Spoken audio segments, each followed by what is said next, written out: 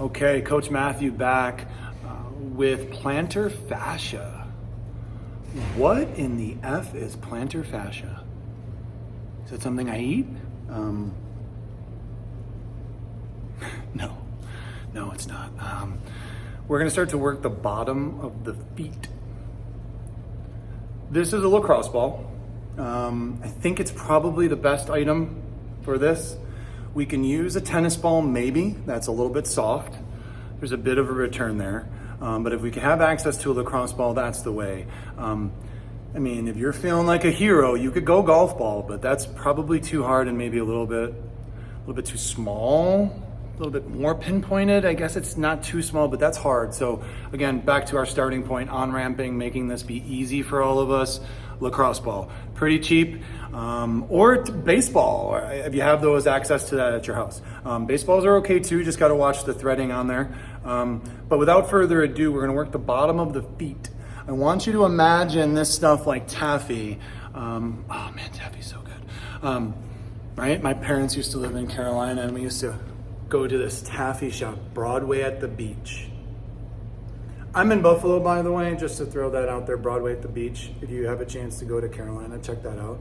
Taffy there. But anyways, we get too off base here. But the taffy there has to be warm, and there's a machine constantly stretching it, right? It's constantly being moved, nice and slow, and it's being kneaded. So in this rhythm of consistency and slow, that's what we want to be thinking about, not only for this plantar fascia, the bottom of the foot. Again, let's not make this too confusing. It's not fancier than anything other than the bottom of your foot. Get some awareness down there. You're gonna find that it's a bit stuck, it's a bit hard, it might be a little harsh, a little crackly, a little painful. You might feel like some gravelly sort of responses as you work your way through. But I want you to imagine the bottom of the foot very much like the hand, right? So we have in between the spaces of the bones, right? We're able to glide this ball in between the spaces.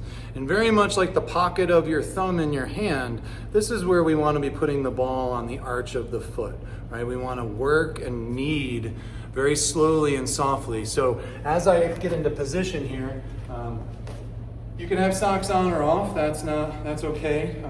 You definitely need to take your shoes off. So here, ball on the bottom of the foot. We want to work in this inside of the foot. Very simple. 2 minutes, 5 minutes.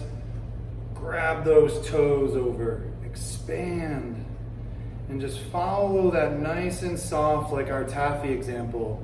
This has got to be slow. Can't rush this. Take your time, applying as much pressure as you can tolerate. Finding your way up and down those lines. Sometimes I'll start right in the middle, and then I'll go to my second, and then I'll go to my third space, and then I'll go to that fourth space, coming all the way to the outside. You'll see as my foot slipped over there like a bad massage, you really don't want to be applying pressure and let the ball slip out, right? We want to stay in these grooves, so we do want to work slowly as we go up and down, understanding our body's parameters. And we want to stop right before it gets to those knuckles, the bottom of that foot pad. Just right in that bottom. That should feel pretty darn good as much as it feels bad. I often will say this hurts, but I like it. That's the same way with all of this soft tissue work, is it's building this sensory response. It's hydrating and hopefully pressurizing some of this fascia. So as can be seen, this is some pretty tough stuff. It's difficult for all of us, but what it is important for is for moving well, moving effectively. A lot of the movement patterns we'll be asking ourselves to do, not only if you're training with me, but if you're going through life, is going to be asking your foot to go through plantar flexion and dorsiflexion. So asking this foot to go forward and backward. Let me move over just a little bit, move over, forward, and backward, right? So we're understanding this heel position lifting, goes down and goes up. So in and of that motor function, we need to make sure that the tissues on the bottom of the foot are able to do their jobs. They're not able to do their jobs if they're all congested. So you can see the importance of this movement pattern. I can't tell you that how important I think it is to all of our programs, our feeders.